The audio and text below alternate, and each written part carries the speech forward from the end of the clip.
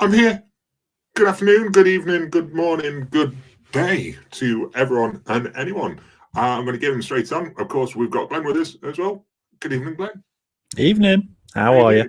You got a little thumbs up somewhere. I just went like that and it thumbs up me. Ooh. That's all for you. How are you doing, my friend? Thanks. I'm all right, thank you. How are you? Good. I'm good. We've got got quite a few people in the chat already this morning. So do you want to kick off and just whiz through people, or do you want to chat rubbish? Because I've had a busy day today. Let's face it, for the next 90 minutes, we're going to talk rubbish. So let's just say hello to everybody, shall we? Okay. I've got slides ready and everything to show you, but if you want to say hi to everyone, then so be it. You're the boss. You're the boss. Yes. In the chat, we've got Cinema-san. Good evening, Cinema-san. Hope you're doing well. We've got Anthony Lipiello with us. Hey, Anthony. Phil, Glenn, and all in the chat. I can see everyone is in there is chatting about turtles. They are already. We're chatting about turtles briefly. Might mention that in a moment, actually. We've got, I'm trying to find a comment that says hi, but we've got a Slipknot fan with us as well. Good evening, Slipknot. Evening, Slipknot. We've got Jeremy Carr in the chat. Hey, Jeremy. Jeremy Carr. Well? I think you were welcome, Jeremy, for the first time. A newbie. Nice. Jeremy was number one for a little while, anyway. But yeah, we've got Dean Watson with us as well. Good evening, Dean. Hope you're doing well as well. Dean. We've got Pineapple Bowtie Productions. The answer to our topic of the week. Yes, there you go. Saved us an hour. So with that, there we go. Say farewell. Bye, everyone. Not really. We've got other things. John Robinson. Good evening, Phil, Glenn, and all. Evening, John. Got Darren G. Good evening, everyone. Evening, Good Darren. evening to you, Darren. We've got Lynn in the other room. Hey from the kitchen. Hi from the kitchen. Yes. Oh, she cooking you up something. Feeding the dogs. Yes. We've got Woody. Hello, all. Hey, Woody. All okay. We're good, Woody. We've got the Batcave. Good evening, chaps. Good evening, Batcave. Hope you're doing well. We've got Tom G. Jumping straight into topic. Not a fan of AI in restorations. If it significantly alters the original look and feel of the film, like Cameron's ones, I hate Terminator 4K. It looked great, but that's not how the movie ever looked. Fair. We'll jump into that a little later. We've got John the Movie Man. Good evening, John. What's up? As well, code 1997. Good evening. Welcome, Brian Smith. Hey, Phil, Glenn. Hope you're doing well. Brian. Yes, we are, Brian. Thank you. We've got Joe Chia. Good evening, Phil and Glenn, and all fellow collectors. Jerry. We've got Big Jace. Good evening, Big Jace. Good morning, good evening, and good night. And I did completely forget. Big Jace sent me some photos earlier. I forgot to put them on a slide, so sorry. Might have to be next week. Oh, from his OnlyFans. Yeah. We've got Nick with us as well. NCH 103. Evening, Phil. Evening, Nick. Evening, Nick. And I think we're about it. So I could talk more nonsense now for a little bit and then jump into what other stuff we've got to talk about. So you remember my little crackdown room? Yes. Yeah, I've been busying myself on that. So we went that far. Then I think last week you had this update because it had been fresh and planted. And then this weekend I've been busy. I've been painting. It looks patchy, but it's getting there. Yeah, that was the mist coat on the walls, and I've done the ceilings again today. And yeah, we're ready for those electrics to be completed, and then carpeted, and then units in, and a little bit more painting, and we should be good to go. But I just wanted to bring that up because I will be adding stuff in there for movie-related goodness. And Nick asked me earlier, actually, whether we will be doing this or you'll be doing videos from there and things like that. I may be. It depends how the room looks, how it's set up, and what tech I put down there as well. I like my little room up here, but there's certainly possibilities that I could do live stream from down there. Depends on topic, depends on how comfortable it is, really, and what everyone else is using it for. But yeah, I'm still busy researching tech to put in there as well.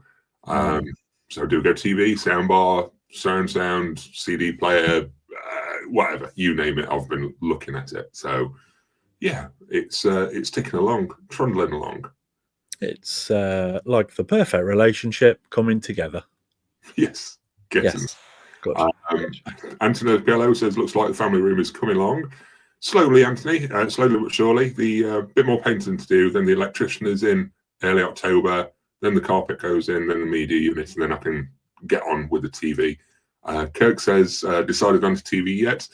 I think I'm just going to go QLED, to be fair, Kirk, because it's a family room.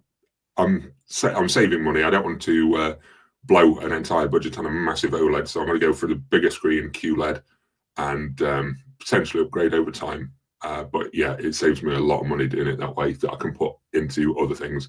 Because when there's so much to get in there, so it's like probably want a 4K player in there, and probably want a sound bar and surround speakers and a games console for the kids, and then it goes up and up and up. So yeah, it's got to give a games console for the kids. Oh, they do. Blinking Minecraft. Let's move a cupboard. Good evening, guys. Hope you're well. We're good, Martin. Good evening, Martin. Hope you're well. Alex Great is with us as well. Live.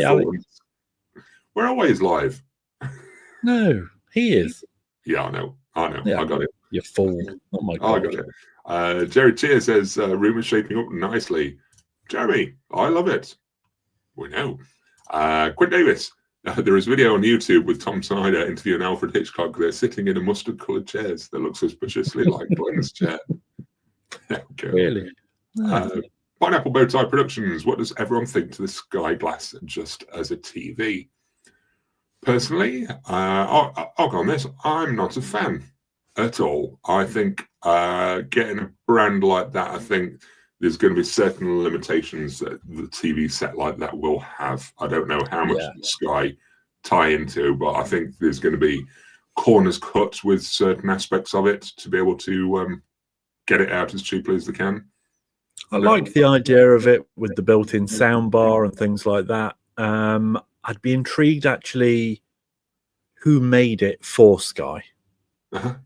Because Sky haven't produced it. It's just got Sky's name on it. So I'd be intrigued by actually who made it. I mean, that might change a lot of people's opinion on it. Yeah, quite possibly. If they knew who manufactured it.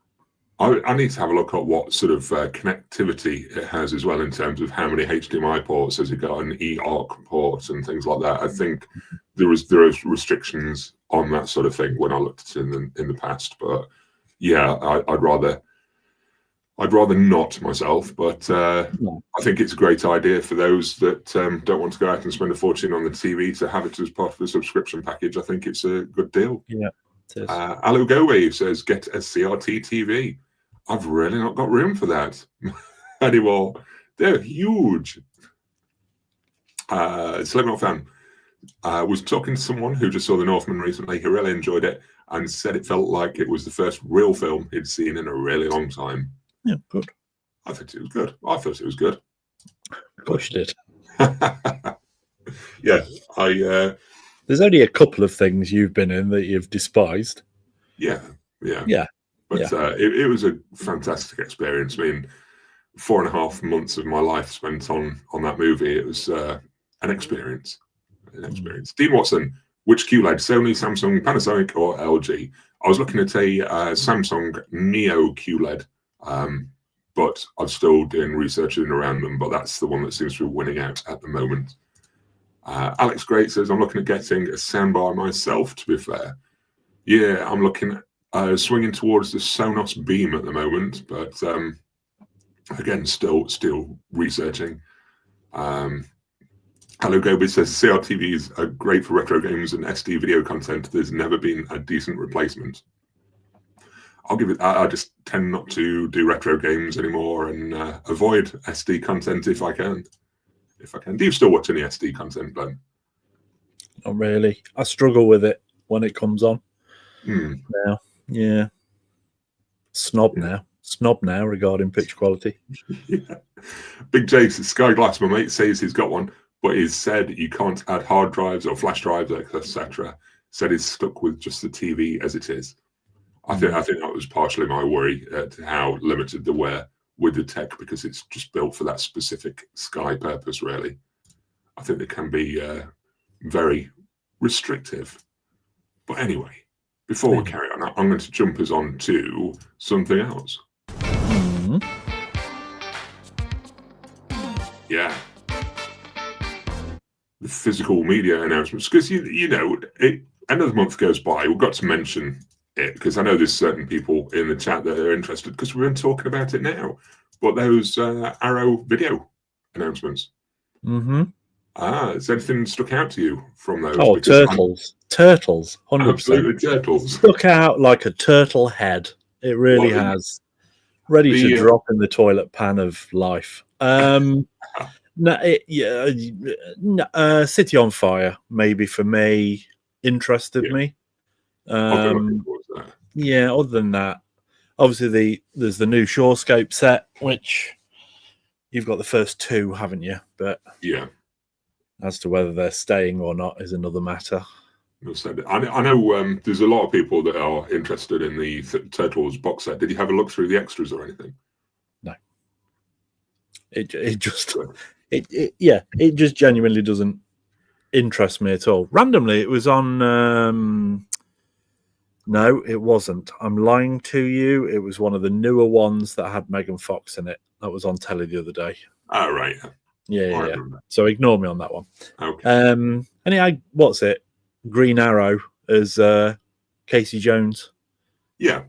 Yeah, so that was the second one of the new ones, wasn't it? It was, yeah. Out of the Shadows. Out of the Shadows, that's it, yeah. Yeah. Does it look pretty loaded then, or? It looks pretty loaded, to be fair. I think it's got some deleted scenes that haven't really been shared anywhere before. I think a lot are on YouTube now, to be fair. It's stacked with interviews again. It's another one of these releases that it does have a butt ton of interviews on there, but at the same time, it's not a sort of strong behind-the-scenes making of or behind-the-scenes stories from the process. It's all interviews again, so I'm not sure what they're like for any behind-the-scenes footage as like B-roll over the interviews or not. But yeah, it's rammed out with interviews is the main takeaway that I can see. And those few deleted scenes that a lot of people are kind of waiting on. No, the only thing that stood out to me was it looks like it's the original movie poster for the standard release, and then there's special artwork, isn't there, for if you buy it direct from Arrow. Yeah. And yet I think most people will go for the original movie poster cover, won't they? Yeah, I'd have thought so. That's what I'd have gone for. The Arrow exclusives kind of okay, but nice, it's different. Why do you want the original poster art? Yeah. But as I say, for that sort of release, I'm sort of standing down from it. I may have been tempted if it was just the first one, but to buy a box set of all three, I don't want to do that. But one thing did stick out to me with the Arrow releases, besides being tempted as you by City on Fire, I noticed that they seem to be delving into vinyl. I don't know if you noticed the release of the Wild Style box set or whatever it's called. Yeah. Do you think an LP release? Do you think this is a new strategy for Arrow? Do you think it's their attempt at the incremental extra thing to sell certain people on them, or do you think it's just uniquely available? No, I think if it does well for them, I think they'll seek out other titles to do it with. Yeah. Where it ties in, I don't think they'll necessarily just throw an LP in there for whatever reason. It was interesting. We were saying a few weeks ago about, okay, they've done the steelbooks, they've done the posters, they've done the postcards. What's next? Where are they going kind of next? And then this LP's appeared. Yeah. I didn't really notice it until I was looking earlier, and I was like, they've limited vinyl. I thought, how long until they start re-releasing like The Thing with John Carpenter's original score and on LP? And you shouldn't have said that out loud, because there might be somebody watching, and then that'll be the next thing they do. I was trying to think of things where I know it was another company that released like Pump Up the Volume, but things like that where an LP would kind of tie in with it being the DJ thing, that they desperately kind of try and tie in Good Morning Vietnam and things like that, so they can throw an LP in there because he's a DJ. But no, it's a different take, if I'm honest, but we'll see whether it goes well. Is anybody actually buying that?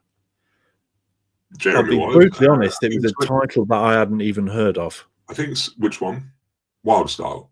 Wild Style, yeah. Oh, we're on Turtles, sorry, I'm getting confused. Yeah, I'm not sure. I've not seen anyone mention it to me that they're buying it. but it's one that I've not really been aware of anyway, to be fair. No, not at all. Yeah, but I know a lot of people are going in for Turtles. Yeah. I think that's been interest that's been generated for quite a while, hasn't it, really? Yeah, I'm just going to hit a couple of other comments, and then I'm going to come back to a question that Movie Palace of Blood has posed. Dean Watson, just on about the TV sets. I have a second TV that's Samsung QLED, 5 years. I use it as a PC monitor, not had an issue hard wearing. Only thing it does not have is Dolby Vision. HDR, yes, but not Dolby Vision. Yeah. Hello, Goey. So, you gents have replaced all your DVDs with Blu-rays? Mostly. Yeah, I think everything, if I'm honest. Yeah. I think I've probably got like 3 DVDs left.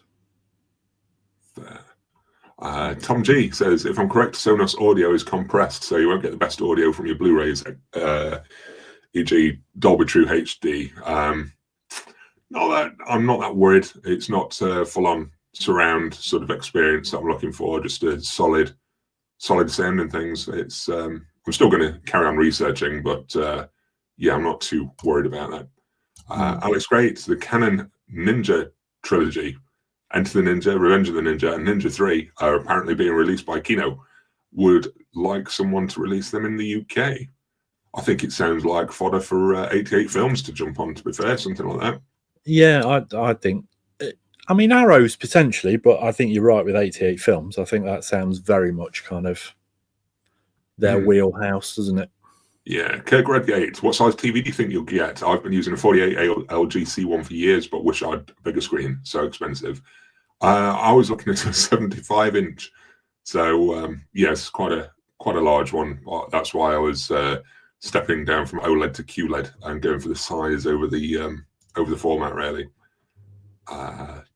Jared Chia, pre-order for Tron Legacy cancelled. What's gone off there? As in, you've cancelled your pre-order, or just nobody can pre-order it? Not sure. Tell us more, Jerry. Tell us more. Yeah, as Wilco 97, haven't seen any of the recent announcements this week, to be honest. There's only really Arrow and Eureka. Yeah, I think the trouble with Arrow is they're getting kind of Dawn of the Discs and places like that are announcing them kind of a good 7 days before. So by the time it's actual comes around to Arrow announcing them, it's so diluted down and everybody already knows. There's no impact to it anymore. Yeah. Dean says, did they not do vinyl for the Cushing Doctor Who's? I'm not sure. Not sure. I didn't know Arrow had done any Doctor Who's. Not sure. Tom G, Infernal Affairs trilogy from Umbrella. Has anyone ordered from them before? I think they're Australian. They are Australian. I may have ordered from Umbrella before. I know we've got a couple of their titles. I've not had a problem with any orders from Australia. I think I've ordered from Umbrella before. I've definitely ordered from Imprint before. And yeah, I've not had an issue with them. Umbrella are normally pretty good. If you hit $200 worth, it's free postage worldwide. Yeah. Real Sketchman. I think Wildstar got an exclusive vinyl because the film's monumental with the history of hip hop. I hope to pick it up. I've not had a LP player for years and years. Complete waste of time for me even looking at things like that. Jerry Chia grew up in the time of Wildstar, was a slice of hip hop life back in the 80s. Here we go. Right, I'm going to. I wasn't cool enough for that, I'm afraid. No, I don't. Did it? I don't know if it had much of a release over here, or it just went unnoticed. I think the only kind of hip hop film that I remember everybody always talking about was Breakdance 2, Electric Boogaloo. Other than that, hip hop wasn't. Hip hop in the UK wasn't hip hop in the US. It was a whole different. We were a bit late catching up with all of that. Yeah, absolutely. Quint Davis says, will Phil be setting up a turntable in his new room? I don't think I will now. No, it's I'm too lazy, and yeah, it's at least you're honest. Yes, it's easy enough for me to go onto Apple Music or Spotify or Amazon and just stream it Bluetooth than do the thing of getting out a physical copy of something and putting it in the machine. Yeah, you're saying that, but you did say you would get a CD player, didn't you? Yeah, but that's there's. Do you want to get into this? There's other reasons for that. Go on then. Okay, so my wife, she's my wife. Yeah, I'd say she's probably sometimes a bit of a hoarder. I mean, I can't speak because I've got all my collection here of movies and things like that, but she never uses her physical CDs. Every time she plays music, it's always on a phone, on Spotify, playing it through the HomePod or whatever. And I broached the subject of she's got a mini hi-fi system with a cassette player, CD player, separate speakers, and it's quite a big thing.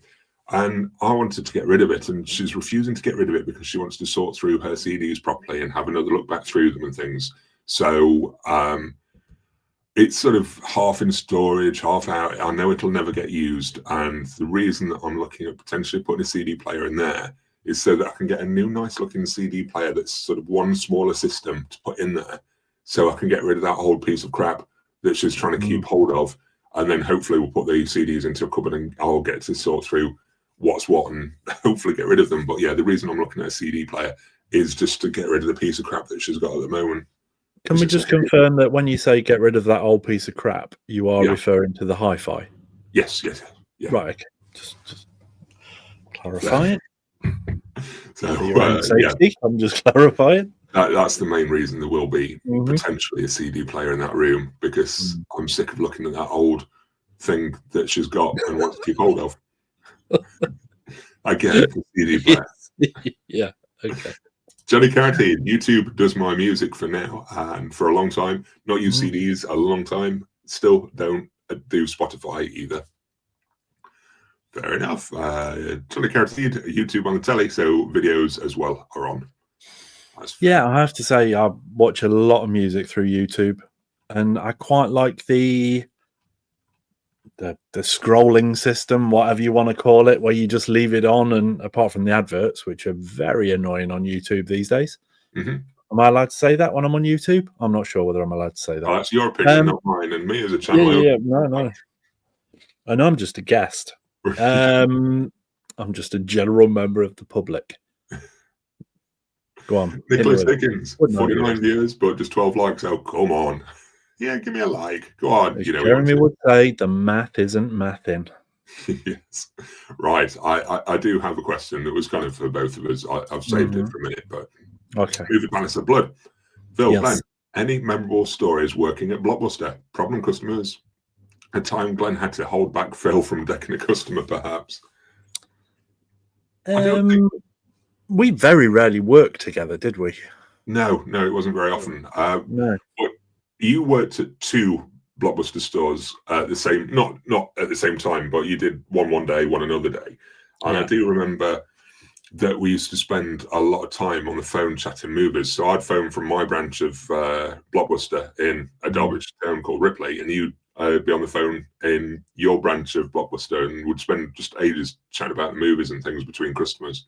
Yeah. Yeah. That's how professional we were. Yeah, but to be honest, I do remember you at one point. I came in for a shift to take. I think I was taking you off a shift or something, and you'd been out. There's some elderly gentleman that used to come in. I think you'd been out and picked him up like a belt for his Hoover or something like that he couldn't get hold of, and you'd bought it in for him, and he'd come in to pick it up, and you'd gone a bit further beyond for this customer, doing things that were out of your... it wasn't renting a video. You'd picked him up something so he could fix his Hoover. I don't remember that at all. Yeah. Did I? I mean, it sounds like the angelic Boy Scout type thing I do, because that's just who I am. A little halo up there and what have you. I don't remember that at all. But I don't think we had any real nightmare customers as such. No, I mean, I had one occasion where, I mean, she only lived down the road as well, and she'd had to bring a videotape back. Wasn't playing properly. It took her like 20 seconds to come back from her house. and just swapped the copy for her. And she went, I want a free rental. I went, why do you want a free rental? I've just swapped it for you. I've had to come all the way from and was giving it all that kind of thing. And I kept just going back to say, look, you bought a copy back. I'm very sorry about it. Here's another copy. And she kept on and on and on. And I don't know if you remember when you did a return or anything like that, or you did a free rent, you had to fill a slip out. Yes. And you had to put the customer's name on, and they signed it, you signed it, all that kind of stuff. Yeah. And I pretty much threw that thing at her. And just, I went all pathetic and stroppy. There you go. You've got what you wanted now. Go on, sign it. Da, da, da. Oh, this won't be the last you hear of this, and all that kind of stuff. And it was. And I remember seeing her like a week later, and she didn't even bring it up. I remember that one, and I only remember that one because I think that was it. Most people were really nice. Yeah, I didn't really get any problems there at all. There's people that wouldn't take your recommendations. Like someone had asked me, "Oh, what's a good action film?" And you'd say, "Oh, try Desperado," and they'd be like, "No, I'm not sure about that." It's like, "No, it's a good action film." It's like, "Oh no, I'm going to take Hawk's Vengeance instead." It was Hawk's Vengeance in Ripley all the time. That just there was like big name blockbuster movies would just sit there on the shelf, and you'd still get somebody coming in the door. Hawk's Vengeance come back yet? No, it's still out at the minute. Oh, will you give me a ring when Hawk's Vengeance comes back in? Hawk's Vengeance? Come on, I do remember. What's wrong with you? One thing I do remember working at Blockbuster, we ended up because the old VHS covers, some of them had the reversible sleeves, and I remember changing some over or not changing some over, and we got into trouble for that because we confused customers because we changed the cover. Threw them out completely. Yeah. No, I don't think this is the movie. No, it is. It's just a different cover. No, I don't think this is the one.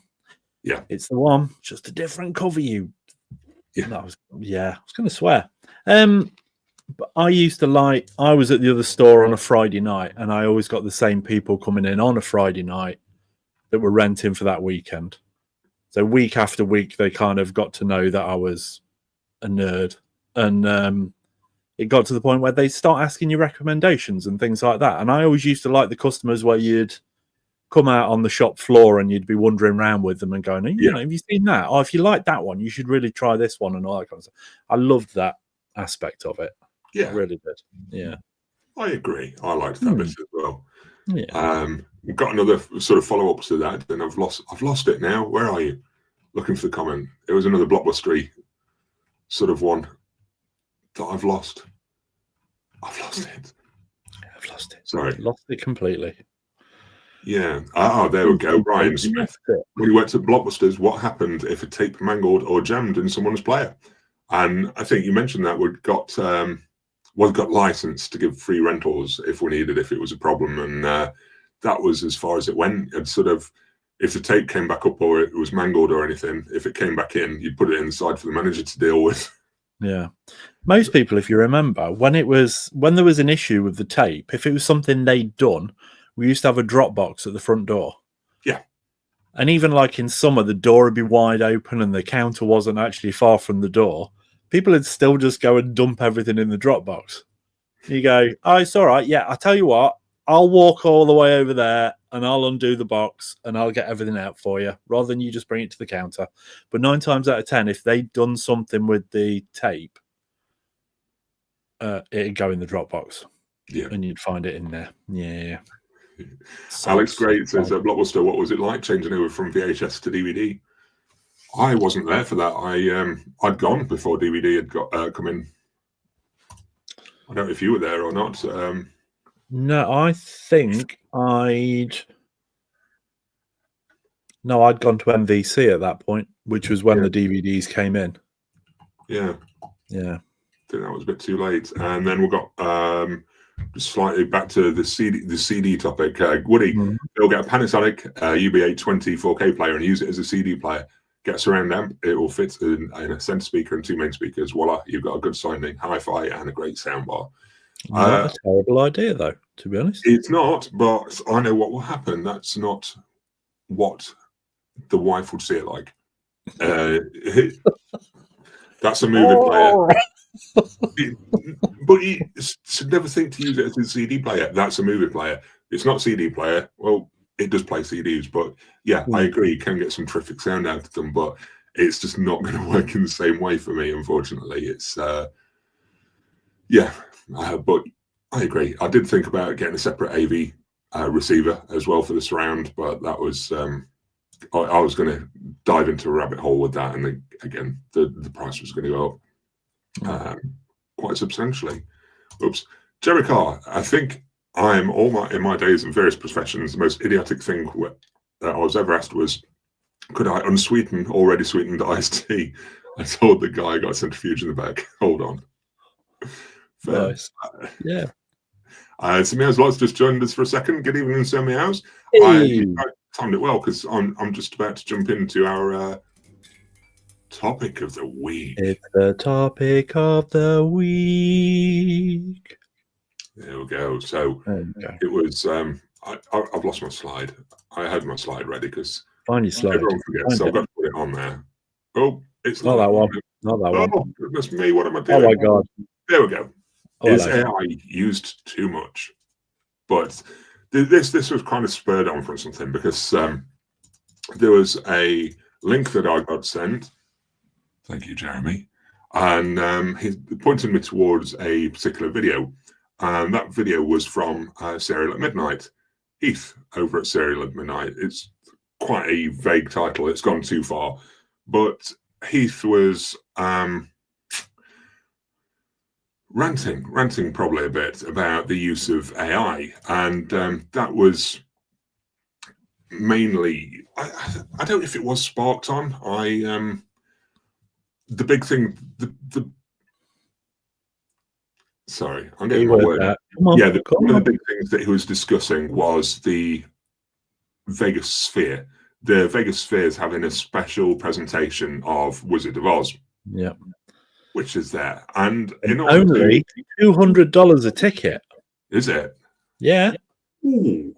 Crikey. But yeah. I mean, it looks cool. Look at the sphere with the feet sticking out. It looks pretty cool. Yeah, I mean, the sphere is amazing, full stop.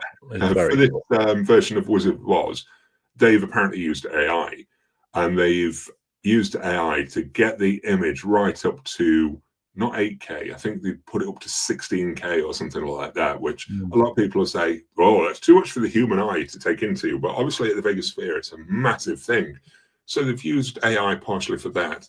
But apparently what they've also done, because of the sheer size of the things, is when the actors are in a scene, when they would bootle off across and out of shot, obviously the sphere's all around you. So they've used AI to take this character when he's out of shot to get him doing something around the other side. So you've got the actor's performance, and then suddenly where to cut off the edge of the screen, they carry on doing it elsewhere, out to the back and things like that. So they've almost extended, well, they have extended the image so it can go all around the sphere. It's now in widescreen. Huh? It's now in widescreen. Widescreen sphere, yeah.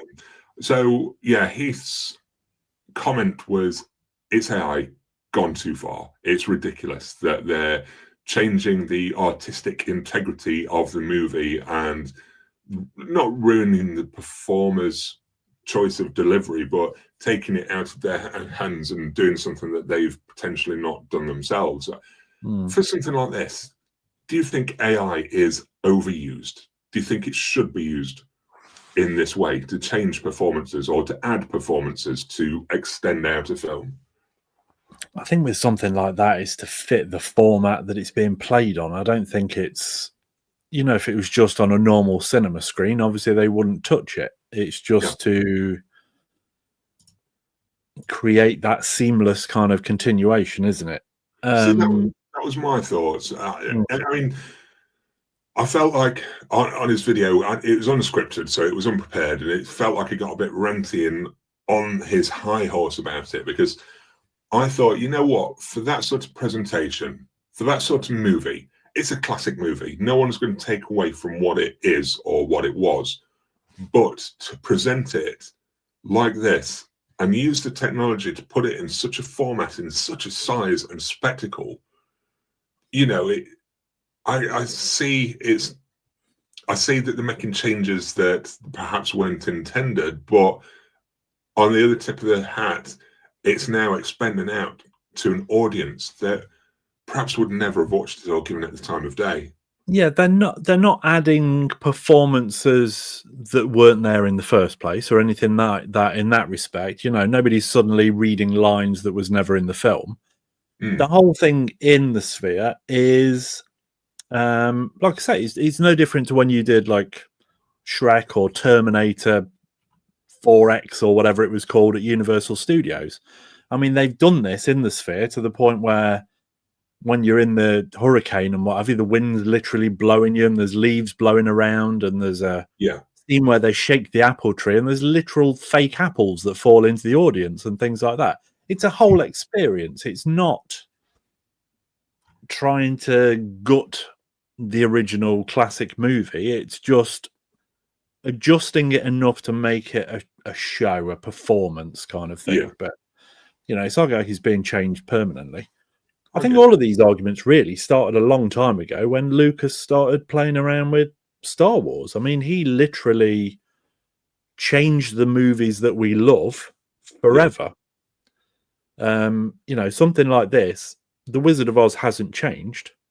No. The Wizard of Oz, you'll still be able to buy it and it will still be exactly the same thing. It's just been adapted for that experience, hasn't it? See, I don't know if they used AI for this, but I went to...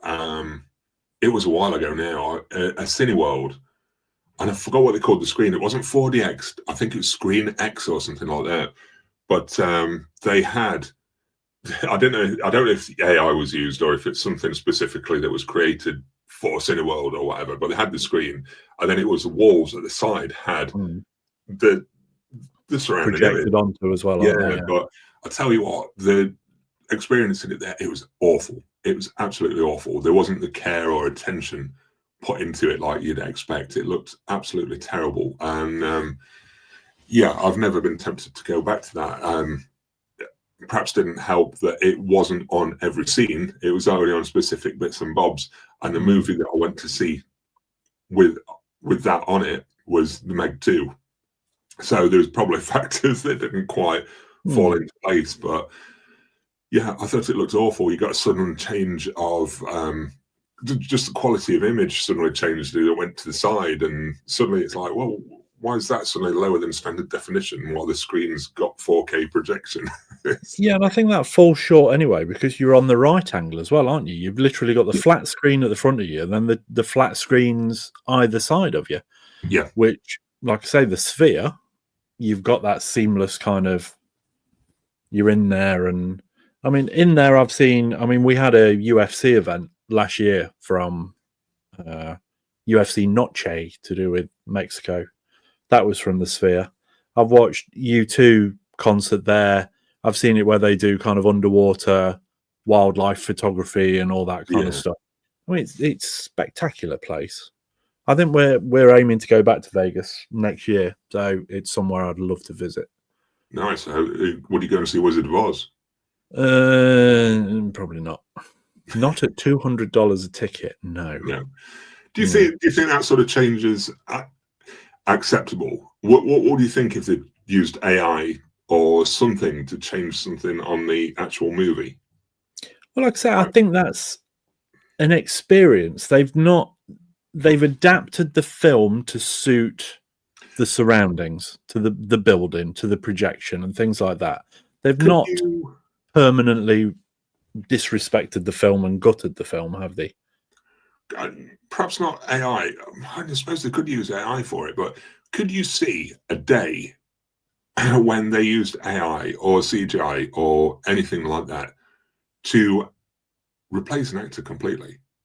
Yeah. You know, when certain actors get pretty much cancelled through just horrible behaviours, that they would redo a film, just remove a certain actor or replace them with another actor.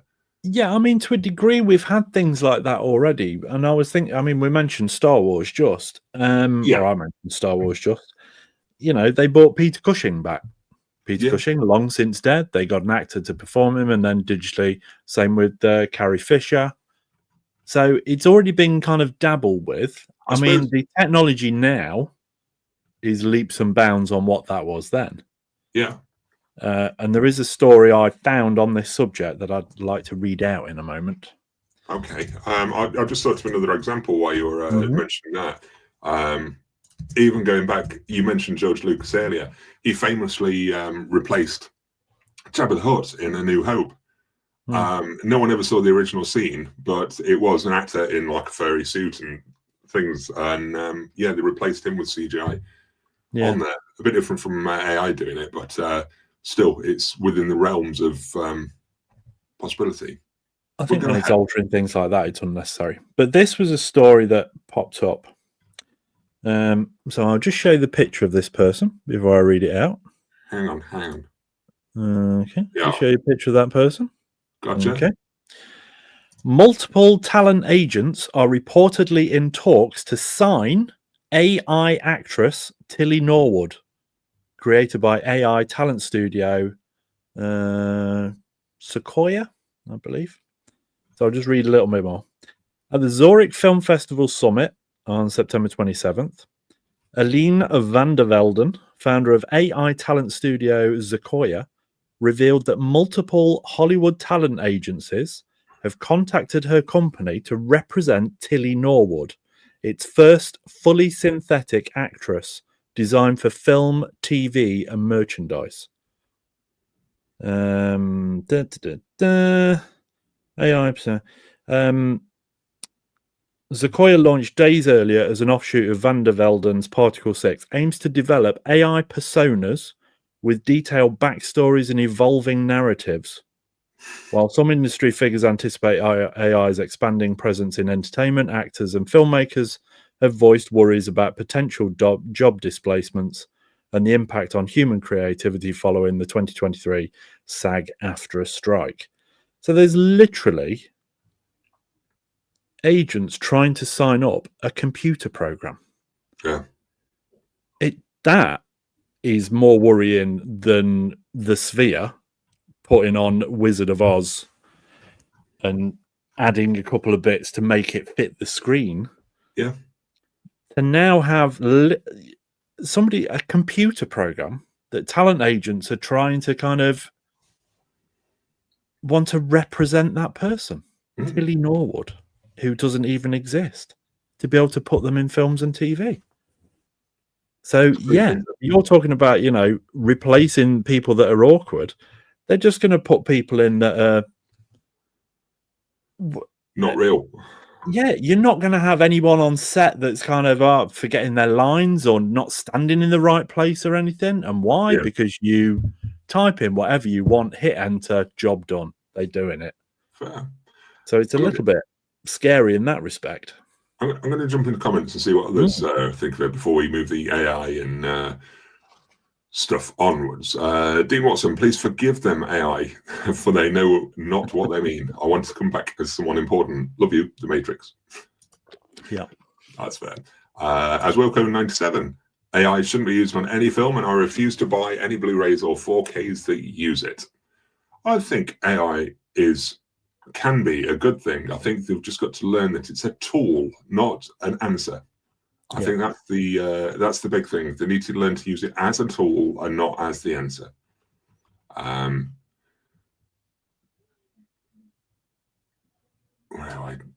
Johnny Carotid, COVID lockdown day, I had to do the close down and ditch the float in the bank for a shop, I think. People at the door and me, do you live in a bubble? Masterclass. When the 28 days later 4K finally releases, how much AI do you think they will have been used to ruin that film, as it was shot in 480 to make it look grungy on purpose? Yeah, it was literally shot on iPhones and stuff, wasn't it? The days later, I'm not sure. Was it not? I can't remember. What am I getting mixed up with? Years was shot on iPhones. Yeah, right, okay. And Soderbergh did a film on completely. Yeah, they're going to have to. It never looked great on Blu-ray. So how it's going to look on 4K, I've no idea. Yeah, that's the thing. Is there really a need to do a 4K of it? Do you know what I mean? If it wasn't looking that good, do they need to push it further? Can they not just reissue a Blu-ray? Deal with it. It's It's never going to be 4K, and if they do, they're going to have to do something to it to improve that picture and sound that obviously people potentially aren't going to be happy with, because I think it needs that element of control and the human touch to be able to control the. I think it's too much work to upgrade it to something like that without the use of AI. So I think if AI is used, it could, like I say, make it look a mess. I'll be intrigued to see the reviews when that actually comes out. Yeah. So I think it's just a 4K biscuit tin to start with, isn't it? Yeah. Just give it up. Just stick to your Blu-ray. Just give it up and think, I'm not going to get this 4K because it was never shot that way. Deal with it. And move on. Just live with what you've got. Dean Watson, saw you two at the Sphere. Sound is amazing. Like every seat has surround sound, but the screen is very disconcerting. It can really give you a feeling of vertigo or motion sickness. Was that a little in joke saying vertigo? Maybe it's a U2 song, Phil. Just very good. Yeah. Motion sickness, because obviously you stood still and everything around you's moving. It's going to throw you off completely. Real Sketchman. Big issue with Oz on the Vegas Sphere is that in a quick shot, allegedly, the digital added David Zaslav and some other rich guys' faces onto the lollipop. Really? Skins. Is that true? I've not heard that at all. No, I've not heard that, but did you, just on that subject very briefly, I think I sent it you, that Netflix are looking at buying Warner Brothers? I saw the headline, yeah. Yeah, I mean, that'd just be pretty catastrophic, I think. Yes, I think so. Time. And I don't think they'll get it. But then again, Warner's has changed hands more times than something that changes hands. Separated here, there, and everywhere, and little branches split off, and Alex Gray, AI is a good tool to use for various things. Using it to denoise or upscale the footage, I think is fine. Adding or removing stuff, I'm more conflicted on. I think for the special presentations, like they're doing at the Vegas Sphere, I think it's kind of acceptable if they do a good job, if they care for the film. If it's lazy, like the things that I saw in Cineworld, then that's a different sort of matter. But Woody, I saw Arnold Schwarzenegger dressed up as Dorothy singing Over the Rainbow the other day. I have a feeling that was AI. Yeah, they're very good, though. I've not seen that one. Have you not seen that one? It's very good. Derek R. Lucas is a liar, caught on camera. Film is everyone's once it is out there. Never releases theatrical on modern format or revised editions. Yeah. You can get them. Bootleg them. There's plenty of them out there. Nobody seems to have an issue with them because it's Star Wars as well. Yeah. Real Sketchman. It's a bit dangerous, but I agree, not a huge deal here since I think it was done for this one presentation. Yeah. Modern movie reviews. The only thing I enjoy with AI is the upscaling of old school music videos to make them higher quality. That's the other thing that Heath mentioned. He is not a fan of things like this, like the Beatles documentary. So he wasn't a fan of how they changed the image on this, saying that some of the detail was removed so that it could upgrade the picture and colorize it and everything. He prefers the old look. To me, I prefer the newer image. I like what they've done there, but he's potentially looks at film in a different way and wants the vintage look, the proper look, the aged look, if you like. He wants it to look proper, like it was all this intended to, rather than the upscaled versions. Do you sort of was it When They Grow Old and the Beatles documentary that Peter Jackson did? Are you a fan of that sort of restoration and image on there, or do you? I think there's an argument both sides on that one. To be honest, I agree that it should remain untouched and it should be its own little time capsule in that respect. Yeah. Flip side of that is, even with those images of Paul McCartney that he showed, I quite like the polished version in the respect of it then makes it feel like you've time traveled and you're sat there actually with them, and you would see him like that if you were actually sat there today talking to him. So there's arguments for both, but yeah, I don't feel strongly enough about either way, if I'm honest. Fair. Do you think there should be an option to, when they release these things, to get a look of the original, to see the original? Yeah, probably. In the same respect as, they release films and you can, was it Logan and Mad Max and things like that, where do you want to watch the color copy? Do you want to watch the wasn't black and white. What was it for Mad Max? Was it Chrome and Chrome edition? So there's the capability of doing that. So it'd be quite nice, I suppose, to have the vintage and the new version available for your own choice. Big J says I have Wizard of Oz on 3D. Still not watched it yet in 3D. I've not got it. Is that Linda Hamilton, Big Jace? I think it is, isn't it? It is, yeah. Big J says Fast and Furious CGI Paul Walker. Yeah, I'm not sure what they're going to do with that. I'll keep hearing rumours, but I don't know if they're going to do another one as well with his brother, I heard at one point. But well, I think it was the brother that was used to act out like the scene in the car and everything last time, wasn't it? And then they just digitally replaced his face and things. That kind of stuff is where it's shaky ground for me. Yeah. Putting dead people in things. Not zombie movies. I don't mean that. They have put the building blocks for that. Movie actor contracts now have clauses for likeness. Do they not? Phil would know better.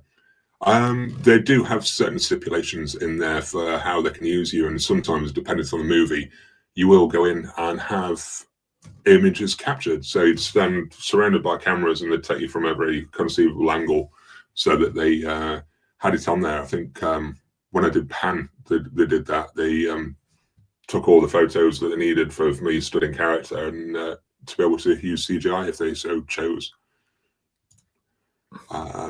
Woody, think I'm the only person on the planet that doesn't like Wizard of Oz? No, I mean, I don't think it's the.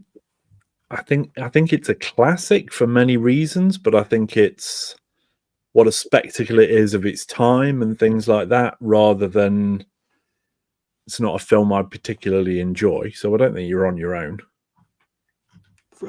I made this as with us as well. Good evening. Hey, Ollie. I lost where I am now. It's there somewhere, Phil. You can find it. You can do it. Come on. Quinn Davis. There we go. You see where someone is proposing to recreate the 40 minutes or so of footage cut from the Magnificent Ambersons by the studio with AI. What do you think of something like that? Because I think that is wrong. Yeah, completely wrong. I think when something like that is just... I don't know, really. Yeah. What do you think, Phil? I don't agree with that. 40 minutes is a ridiculous amount. You know, a few seconds here and there to pad, not to pad it out, but to close off a scene properly or introduce a scene properly, just to have a few seconds of something, you know, go for it. But to create entire sort of narratives and things like that from nothing, then that is pushing it too far. You really are playing with the actors' performances, the director's vision and things like that as well. That's where I was thinking more so, the director's vision. It's not, who are we to come along and go, oh, I think Orson Welles would have done it like this. Yeah. You're not Orson Welles. You're never going to be Orson Welles. So how can you truly recreate something that was that director's vision? You just can't. So I think you should leave it alone. Yes. I agree with that. So I think it can be used to in certain things, like with the special presentation of Wizard of Oz, like if they wanted to open up or close out a scene properly, but to affect big narrative decisions, no, I don't agree with that part of it. Don't worry about finding it to click on it, but this popped in my head earlier, which Alex has said. They CGI'd Oliver Reed and Brandon Lee back in the day, so it's not that bizarre. That was a little bit different in the respect of they just reused footage that they'd already shot. Yeah. they altered the shot slightly, but they didn't change the performance. And I mean, both of the shots of Oliver Reed in Gladiator and Brandon Lee in The Crow were used elsewhere in the movie as well. And then there was just it was used to kind of splice in to pad things out rather than but yeah, it existed already. But no, they've always played with things like that. They random. I mean, we were talking about Ed Wood a couple of weeks ago, and there's what movie is it now?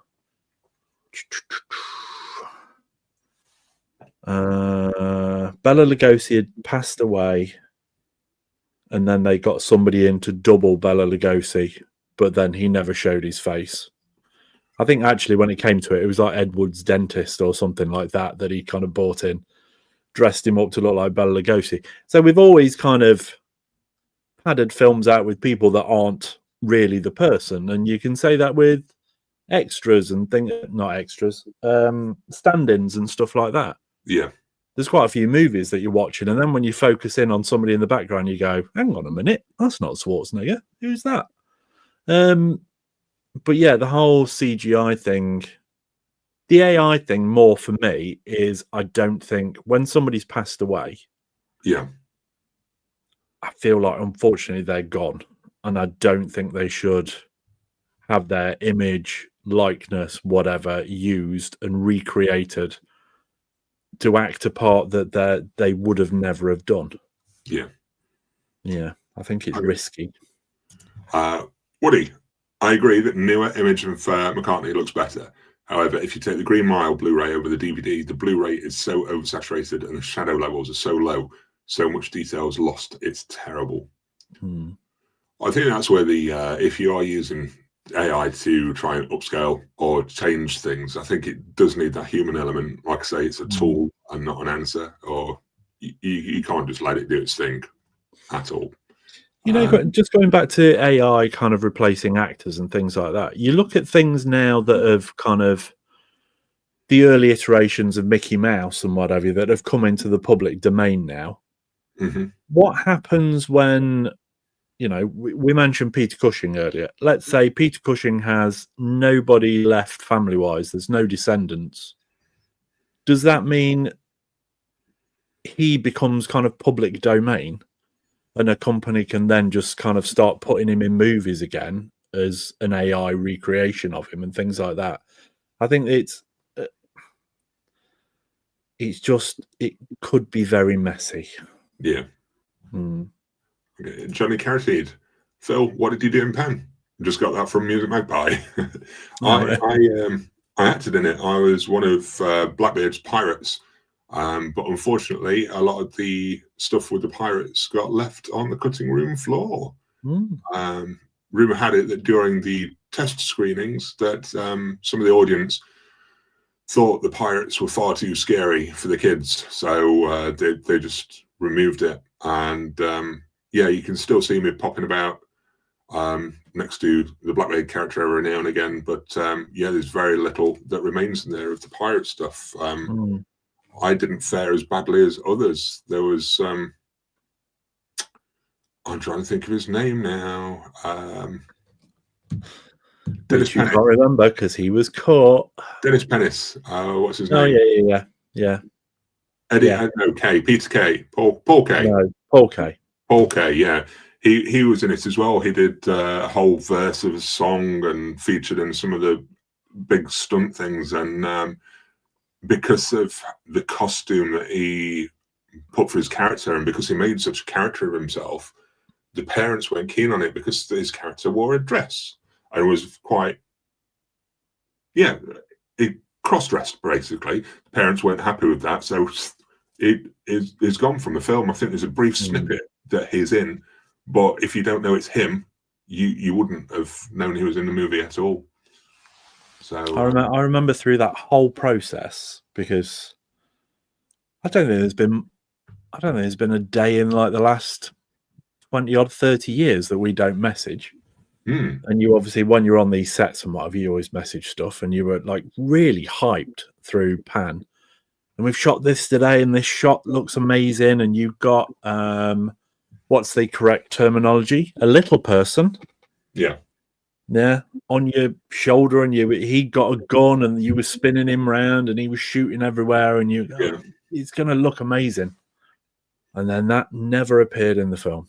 No, there's several times as well during filming of that we were rehearsing bits of fight scenes and things like that, and we'd got whole sections, and to just run out of time, and you'd never get around to filming specific sections and things. It's just it was a odd experience, really, with so much cut out, so much put in, and so much that wasn't done at all. It was strange. But yeah, anyway, yeah. I made this. How about Peter Jackson recreating the giant bug scene for 1930s King Kong? Well, did he actually insert it into the movie? Because to me, that didn't bother me too much. It felt like an experimental fan thing that was just created for the love and the passion of the thing. I don't know how I'd feel if he inserted it into 1930s King Kong, but I quite like the idea that he did a bit of something to put on the disc as an extra. What do you think to that? Me? I've lost you. Yeah, no, I was reading comments. I'm sorry.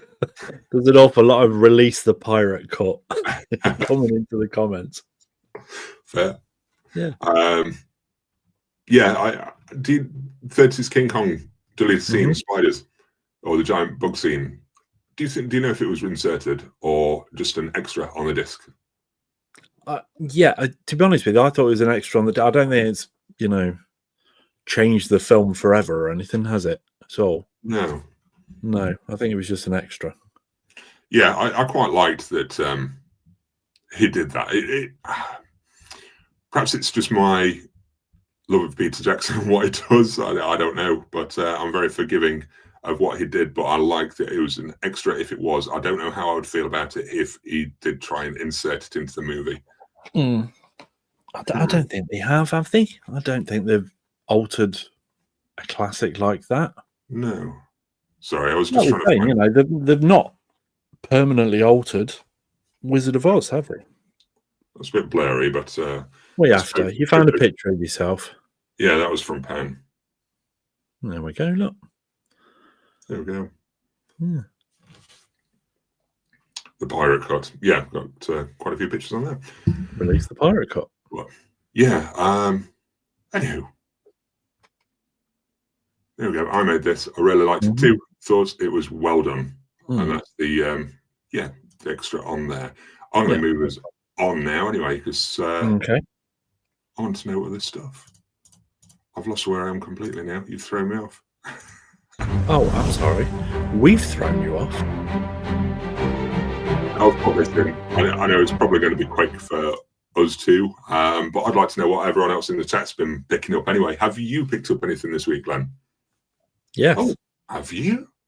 Have I picked up physical media? I hear you ask. Yes. What? Yes, I have. I didn't mention it to you, but I didn't mention it when I received it.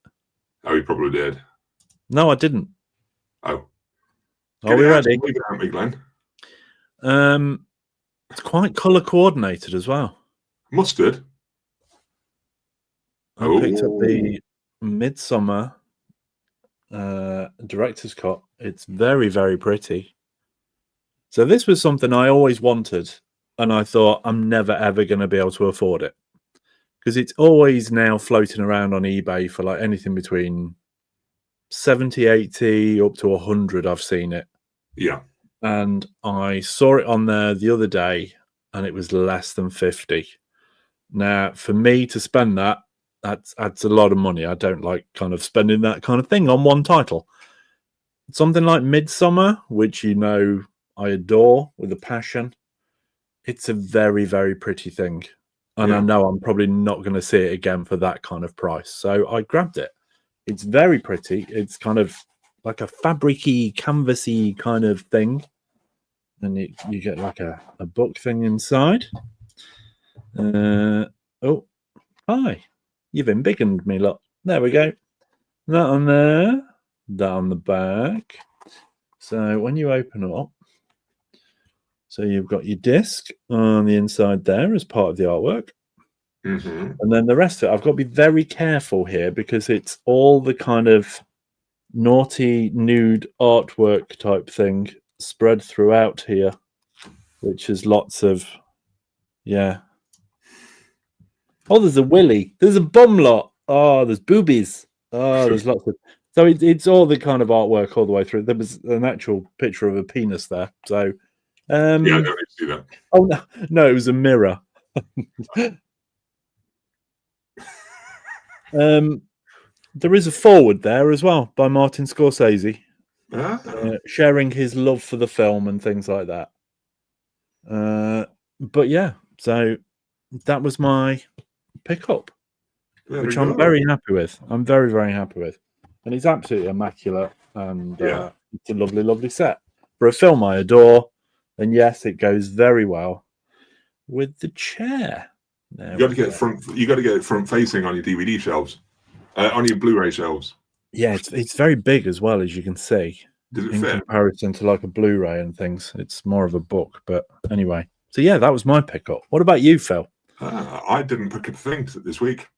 Excellent. What did everybody else pick up? I've been distracted by rooms and stuff. I've just lost a comment again. I'm getting bad at this. Someone just asked. Someone just asked what if you get a cut out of a film. There we go. Alex Great. How does pay work when you get a cut out of a movie? Just get paid for your normal rates, really. Yeah, just get paid normal rates. I think it affects things. I know on TV commercials, if they don't, you get sort of a day rate, and then if they use you and your image gets seen, you get a buyout fee so that it can continue using your image several times through whatever. And if you don't get featured, you don't get your buyout fee. Is how it happens on a lot of commercials. On films, it's a bit different because that buyout fee is paid up front. So it's like a normal pay packet, if you will. So yeah, it doesn't particularly affect anything if you get cut out. You still get paid as you should and as you would expect. And irrelevant of those scenes getting cut for you in Pan, you still get a check for Pan, don't you?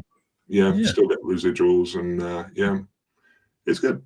Anyway, pickups for everyone else. Johnny Carrot had finished my Purge collection. I had a Purge collection as well, but I think they all went in the end. I got them on digital instead. Sorry. You said the D word. Yeah, I got a package on digital of all the movies together. It was on offer, and I thought it's cheaper than getting the newest Purge on Blu-ray to get the whole lot on digital. And then realizing that I don't regularly watch them or anything, I thought it's a waste of time keeping them on the shelves. They're not doing anything there. Yeah, so, the Purge movies for me are Purge, and then Purge 2, Purge 3. The first Purge was pretty awful, and then was it Forever Purge, and just I purged them. So I don't actually own any of them now. Anthony, I picked up the 5 Rambo films on Blu-ray in Walmart. I like the Rambo films. I like them, pretty much all of them. I like the first 3. Didn't you like the fourth one? Fourth one had its moments. I mean, it was good in the respect of you could just switch off and just watch people getting absolutely ripped to shreds by bullets and things like that. Yeah. But you know my thoughts on The Last Blood or whatever it's called. That was awful. I thought absolutely terrible. Yeah. Could have been anything. Could have been called South of the Border and starred Gerard Butler. It wasn't a Rambo movie in any way, shape, or form. Woody, I picked up the first season of The Last of Us. Watched the first 2 episodes. Nah. Didn't do it for me. If you play the game, Woody, play the game through. Cracking story on the game. Really, really good. World Morning Wins. Found a great deal on Slumber Party Massacre trilogy on DVD set. That's all I bought this week. You know, I don't think I've ever properly watched any of them, even despite owning the first for quite some time. I've only watched the first. Jared Chia picked up Titans of Court edition of Casino Royale. Brand new and sealed for £20. That's a deal. Even if it does have a biscuit tin in it, it's still a good deal. Biscuit tin. As Wilco 97, this week I picked up Jurassic Park Trilogy 4K Steelbook as an upgrade from my old 2011 set. It's also a birthday gift for myself next Thursday. Happy birthday, as Wilco. There's a brick there as Wilco, but happy birthday for next Thursday. Darren G picked up Once Upon a Time in Hollywood and Blade Runner 4Ks, both for a tenner each. Sweet. Nice. That's great. I ordered the Batman Beyond TV show with Return of the Joker film. It was the American version as its multi-region and got it off Amazon for $22.22. Not bad for 52 episodes and a film. No, very good price. Yes. Jerry Cheer popped up another one and picked up the Hereditary biscuit tin. I'm waiting for another edition of Hereditary, but I would love that on 4K as well. Dean Watson, I got Wonder Woman and Man of Steel for 30 quid on something. Zavi and pre-ordered One Battle After Another. Very good. Even though I didn't like Wonder Woman at all, and I hated Wonder Woman 84.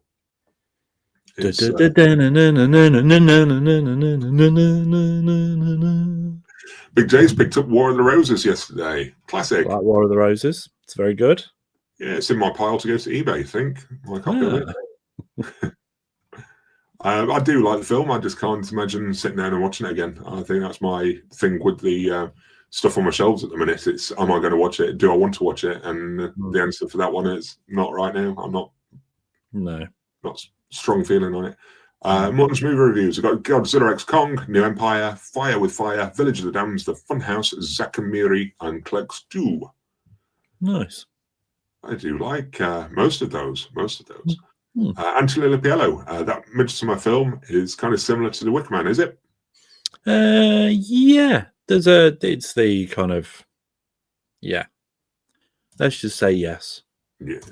Jeremy, I have a back order showing up tomorrow. So cryptic and what a tease. Quinn Davis, so did Glenn buy that Shining book? He did. He did indeed. I did. Talked about it last week. It went down from £100 to 60 something to 43. I grabbed it at 43 and it's now back up to 100 for some reason. Darren G got the hard way on Blu-ray. Yeah, I've not watched that for years. No, I did pick it up myself on Blu-ray and I started to try and watch it again and I got kind of bored with it. I stopped it halfway and never went back to watch the end. I loved it as a kid. I watched it several times on VHS. So would you say you watched the halfway? Yes. Yeah. I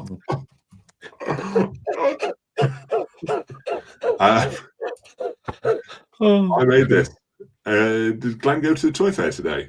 No, Ollie, because Phil wouldn't go with me, Nick wouldn't go with me, and somebody else who I asked turned out they were in China. So it was quite a long way for them to come. And I didn't want to go as Billy No Mates. So now I ended up not going. Boo. Jeremy, this week had appointments, read 2 books, and watches stuff on backlog, streaming series, and movies on my queue. Morton's movie reviews also got War of the Worlds, Clash of the Titans, the originals in a 4K box set.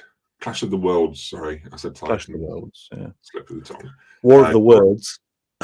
Really? Sorry.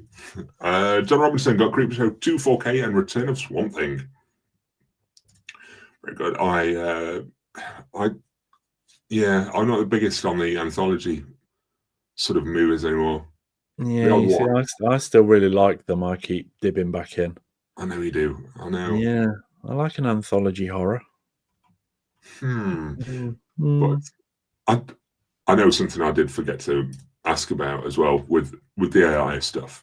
I didn't know if AI was used on stuff like this. How did you feel about that sort of stuff in your collection? With because I know not a lot of people have been impressed with the scan on True Lies. Do you think it was intentionally done how it was, or do you think AI was used too much on something like that?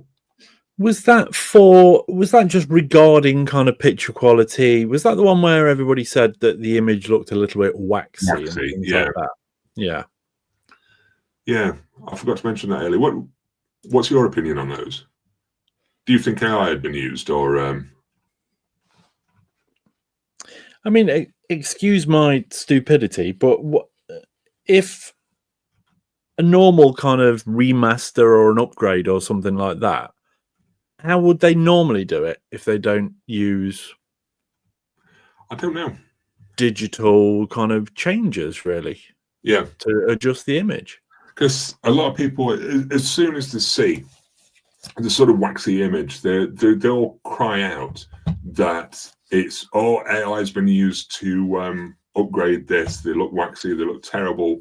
And I don't know if that is a fact. I don't know. I think I could possibly use to some extent, but do you think it's just within the vision that the directors want them to look like this now? Do you know what I mean? You know, Cameron supposedly oversaw True Lies and the Abyss, didn't he? So I would assume that's how he wants them seen. Yeah, because, I mean, I don't know if anything was used on Point Break, but you weren't impressed with that, was you? What they did on that? Well, I just don't think it was any stronger than the Blu-ray, to be honest. There was nothing that made it over and above the blue, so I just downgraded back down to the blue. I was so disappointed by it. Because I've not put it on yet, so I don't know if there is any, but I've heard a couple of people were disappointed on whatever they've done to this. And well, Point Break's got a new remaster in Australia that is not the same one that was used for, was it Kino in the US? I can't remember. Or was it Shout Factory for Point Break? I think it was Shout, wasn't it? Shout Select. I think it was Shout or something. So we ended up with the same one as Shout. Now, apparently the one in Australia is a completely different remaster, and everybody's raving about it. The sound's really good and things. And that was one of the big things on the UK one. I thought the sound was awful. I ended up reverting back to the 2.1 mix to be able to hear everybody properly. Yeah. The mix was terrible. I'm hearing that, I don't know, the mix on quite a lot of things recently has been a bit dicey anyway. For the front, the dialogue and things like that being really, really low on through TVs and things, and you're not really getting much of it if you're watching it on a normal TV versus having a full-on surround system. I don't know if there's any truth to that, but maybe. Who knows? Yeah. Anyway, I just thought I'd bring that up because I don't know what AI is used for on that, but a lot of people crying out because of the waxiness of them that AI has been used. But I don't know if it's the director's intention sometimes, because Cameron has a lot of control over his movies. Yeah, there's no way like True Lies came out after all of this time, and then they've said to him, "What do you think to this?" He's going, "Well, wait, what you done? Hang on a minute, you've not put that out, have you?" You know, he's there at every stage before that goes out. He's far too controlling to allow something to go out that he doesn't approve of. Yeah, that's what I thought too. Anyway, Alex Great says, fun fact for UK viewers, all Halloween movies besides the original and the reboot trilogy are out of print or not available on Blu-ray. It's been like that for a long time. I think the Halloween films, even through DVD, have just been difficult to come by, really, in the UK. Don't know if you found the same, or... Yeah, 2 and 3, mine are US imports, have been, and I've had them ages, so I was clearly struggling a long time ago to get them. Yeah, strange. For whatever reason, yeah. Martin's movie reviews. True Lies is one I need to get still. I'd do some looking up on the pictures, see if you'd be happy with it as well, because there's a lot of moaning about that. Dean Watson says it's called denoising, they call it. Yeah. As Wilco 97, AI was used on all the James Cameron films except Avatar: Way of Water. There we go. Morton's movie reviews. The Beyond is a good one to have. I think I have the 4K box set.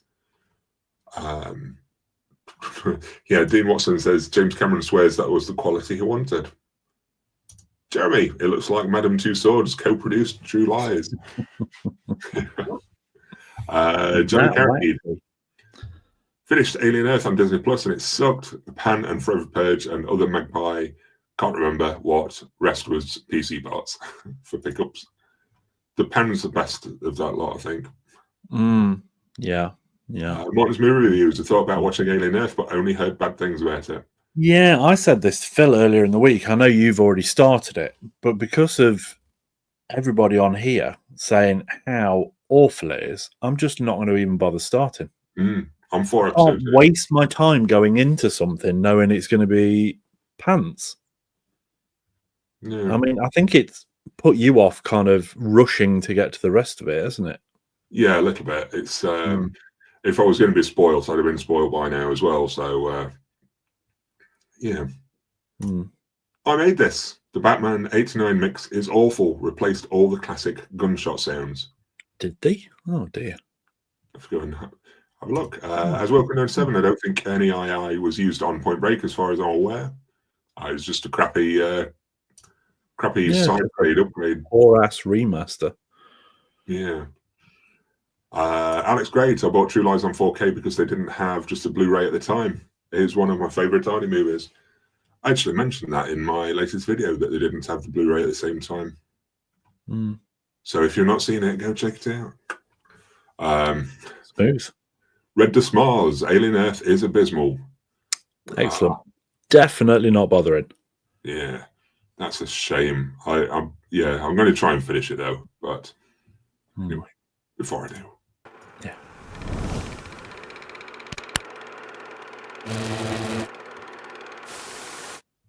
What we've been watching, Glenn? What we've been watching? Mine's mainly been TV stuff. I've caught up with Peacemaker because I'm sick of things getting spoiled. So I'm going to keep it because there's only 2 episodes left now, isn't there, of this season? So I'm going to watch them as they come out, so I don't get anything spoiled. I'm up to speed as well with the new season of Only Murders in the Building, and I really don't know why I bother with it, honestly. Oh, really? I think it died a death after the 2nd season, to be honest. It's so cliched, and Selena Gomez's voice is just awful. That nasally squeaking thing that it's so often. The one that she's made a career off. I don't care. It's awful. It's like nails down a blackboard. Terrible. Big fan of her music then? No, not at all. It's mainly how she talks. I can't stand it. The show's just, it's losing steam big time now. It just needs to stop after this season, as far as I'm concerned. And I feel like I've watched a film or two, and I can't remember for the life of me what it's been. So it's been really groundbreaking and really stayed with me. I did want to go and see One Battle After Another this week, but I ended up putting it off till next week. So, as in this week coming. Yes, the week gone, I wanted to see it, but the week coming, I'm going to see it then. Yeah. Well, you did message me about it, and I did say any evening this week. I've got to make my decision. Oh, have you now? This feels like a very one-sided relationship. It is. I'm up to date on Peacemaker, but I did sit last night to watch a film. And I made it about half an hour in and stopped it and watched the TV show, something else instead. I just wasn't the film you started. It was the Apple TV thing, All of You, the one with Imogen Poots in it. I wonder why you went with that one. Because it's something easy watching, but it's not easy watching. It's really not. It's quite a heavy sort of thing, and it was not what I was looking for in the evening. I thought this is feeling an absolute grind to get through. So, got Uzi Flip out of Ted Lasso. Yeah, I was going to mention his name first. Yeah. Goldstein, I think. Yeah. He was in it, and I think partially helped with the writing. I thought, this is going to be quite heartfelt and quite sweet and things, and I just didn't get to that point in the film, and it was just like, oh, this is heavy, man. I can't deal with it. So we stopped it and watched an episode of Tracker instead. Similar, very similar. No, completely different. So it was tough, that was. So we ditched out on it, did the wise thing, and I realised I should have picked smarter. Yeah, and that's about all I've watched. Could argue that most weeks with your choices, to be honest. Yeah, I think so. Did you see Margot Robbie said this week that anybody that loves Babylon is her kind of person? No, I didn't know.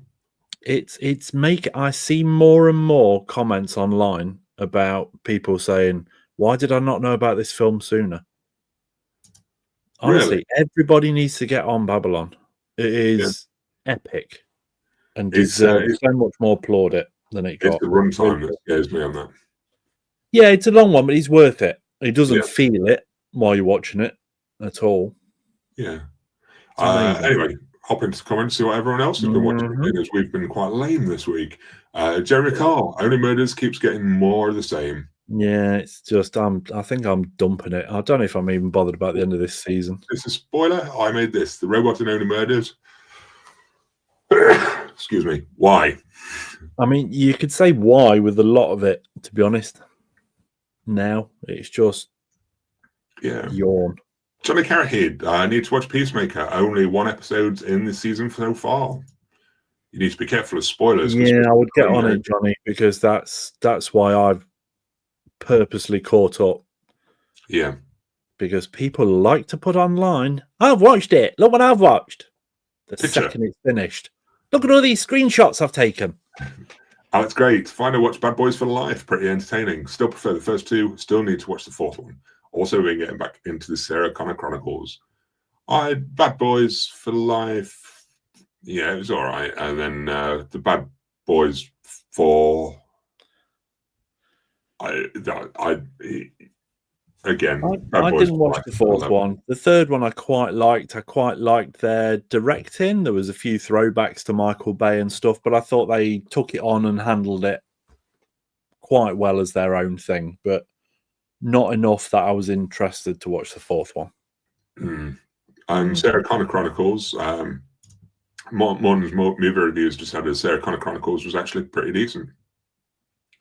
I only ever watched 3 or 4 episodes of it, I think, so I couldn't sort of follow. I don't know why I didn't keep up with it or anything like that, but then it got cancelled, and it's, when something's cancelled, it's like, oh, I'll just leave that till later. But I thought it was entertaining enough at the time. Just set it aside from the main. I think, like you say about things getting cancelled, is very similar to what we've just been saying about Alien Earth. Yeah. When you know you're not going to end up with a fulfilling... Yeah, I'll use the word climax. You almost think, why bother starting? Yeah, which is how Phil's wife feels all the time. As Wilco, didn't watch anything this week, but next week I'll be watching Sinners for the first time as I'm getting the 4th for my birthday. Good movie. I like that one. Why is it your birthday next week, as Wilco? You've not mentioned it. Is it next Thursday? Is it next Thursday your birthday? Is your birthday next Thursday? You not mentioned it. Jeremy, I saw The Surfer on Hulu with Nicolas Cage. Definitely worth checking out. I thought that looked all right from the trailer. I'm not rushing to watch it, but it looked okay. Yeah. Alex Great said it's annoying how they never allowed Sarah Connor Chronicles to have a proper conclusion. Yes.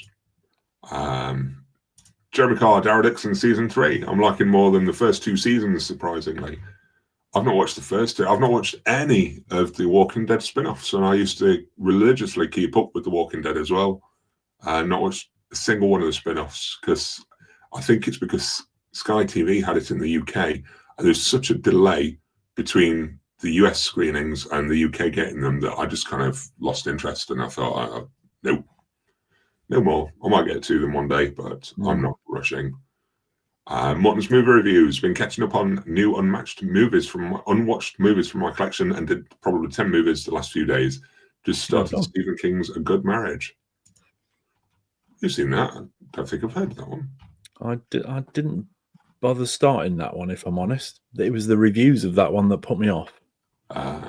Yeah. Cinema San. Saw One Battle After Another today. Liked it, but not Paul Thomas Anderson's best, which, if you ask me, are There Will Be Blood, Phantom Thread, and Boogie Nights and Magnolia. Yeah. It's funny that nobody kind of thinks of Paul Thomas Anderson when you say, who's your favourite director? But you look at his catalogue of films, there's some absolute bangers in there. There really is. Yeah. I keep threatening to go back to There Will Be Blood and watch it again. And I will do one day. Tom G, I haven't bothered watching the last episode of Alien Earth. I'd forgotten about it. That's about the best compliment I could give it, as it's even awful. Wow. Yeah, definitely not doing it. Quint, Phil should play around with AI in his videos. You could have a scene with Brando. I'd love to have the time and sit and play with AI a little bit more than I do, but at the moment I can't do. But if I can free up time, then yes, I will play around with certain things. Potentially not Brando, but we'll find something. Yeah. As well, though, random question: has anyone seen the Brutalist? It was shot using VistaVision. Have you seen that, Glenn? No. No. Cinema Son has, and he says it's a good movie. Yeah, it didn't do anything for me on the trailer, to be honest. And I'm not a big fan of what's his face. I know I've got a long face, but Gordon Bennett, his face. What's his name? It was in Predators. What's his name? Walton Goggins. No, the lead of the Brutalist. Oh, what's his name? Adrian Brody. Yeah, him. Yeah, not a fan. Not a fan. But no, the film didn't load my bag at all. Yeah, we're about at time today, so I'm going to throw it to our chat group, comments, viewers, subscribers, whoever, all of you. Yes. Hello. Anyone would like to ask? Oh, there we go. You need to go to that. Here we go. Thank you very much to the Okie Conservative 81. Thank you indeed. Sent a super chat and gone straight to the top of the leaderboard as well, no doubt, on the comments. Wow. But the question is, either of you had any news of boutique labels doing restorations of Walk Like a Man with Howie Mandel, Hot Trot, or Three Fugitives? I have not, but is Three Fugitives, is that a Warner Brothers one? Because I'm wondering if there's going to be some deal with Arrow, because apparently they've got... Let's have a look. Who released Three Fugitives?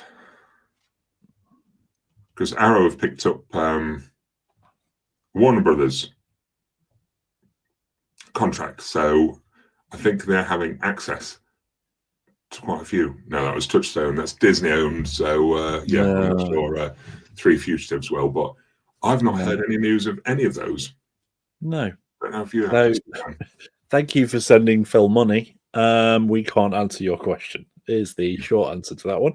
No, I think Three Fugitives, with that being Disney, I think they'll have it under lock and key for a long time, and the best we could probably do on that is hope for Disney Vault or a Disney Plus restoration. Martin Short and Nick Nolte, wasn't it, that one? Yeah, smart move on going in with a with that question so late in and straight away to the top of the charts potentially. Yeah, that will be the case, won't it? It's well out, but has it worked? Yeah, it's just unfortunate that we've got no answers to the question, but no, failed miserably on that one. Have you got much else that you'd like to bring up or mention, or any viewing planned for next week? Well, you know, as we've said, we're probably going to the cinema one evening this week, aren't we? Yeah. I am popping into the city in the morning, so I'm going to have a bit of a browse and see if there's anything I can pick up. I'm going into the city tomorrow as well. You're going into the city to work, aren't you?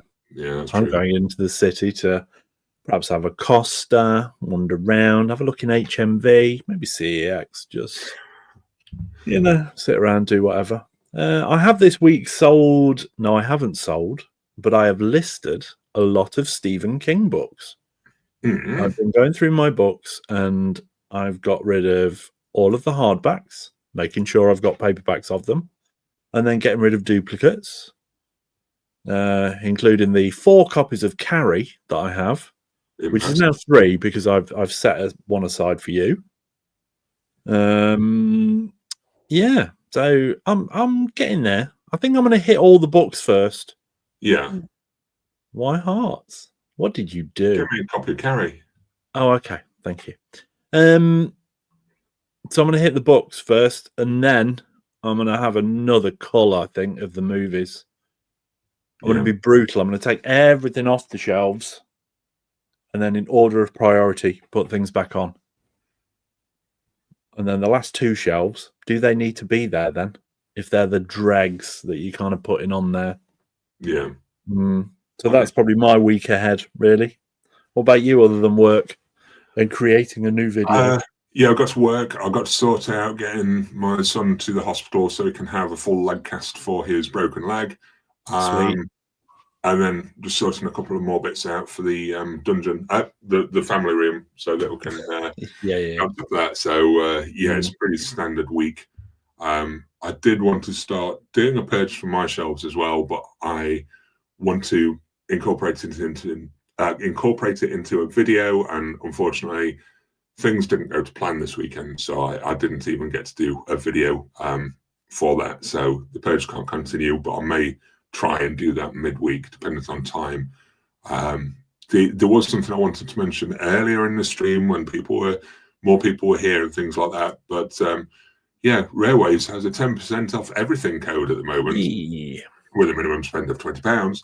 But it was meant to come up with the mention of the Arrow titles, because if you buy in any of the new Arrow titles, then Railways have the 10% off everything that can be used on those as well. So includes pre-orders, worth it. The only thing that you got to do is spend £20, which is a shame, because the City on Fire, the one I want, is just under £20. So of course it is. Yeah, of course it is. Oh, would you just go for the blue then, not the 4K? Yeah, I don't think 4K is particularly needed for it, but I could be wrong. I could be missing out on something. But for how many times I'm likely going to watch the movie and what I want from it, I think Blu-ray's enough. If that makes sense. I'm just thinking because you get the money off. Was it 10%? Did we say? Yeah. Yeah, so £2.49 off. So it's bringing it not far off what you're paying for the blue anyway. No, so it just seems I'll just wait till I'll either pick it up further down the line or in sale or something like that. It's going to be lingering around that Blu-ray. I'm sure that'd probably hit the sales. Yeah. Until they start releasing Hard Boiled and The Killer, and then people want all of the movies with the slipcover together and in 4K and things like that. Yeah. I forgot the name of the company that was Golden Harvest. No, it wasn't. That was the Bruce Lee one. No. Yeah. Golden anyway. But that company. Jeremy says, "Look at Glenn doing the math, making math." Yeah. I looked really confused while I was trying to do it. It's quite disconcerting because I can see myself doing it. Yeah. Oh dear! Right. Oh dear. Woody says new Max Headroom video coming up soon. Nice. I don't know. I don't think the next one will be. To be honest, Woody, I don't think that will have too much whipping around. I don't know.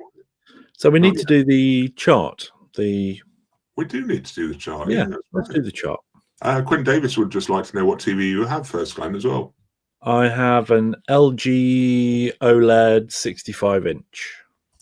Nice. And it's very nice. I've had it for a wee while now, about 6 years, and it's still going strong and still looks amazing. Yeah. I'm very happy with it. Yeah.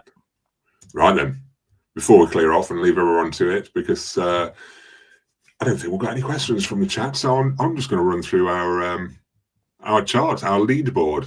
Top 10. To the top. So I'm going to start at number 10 again.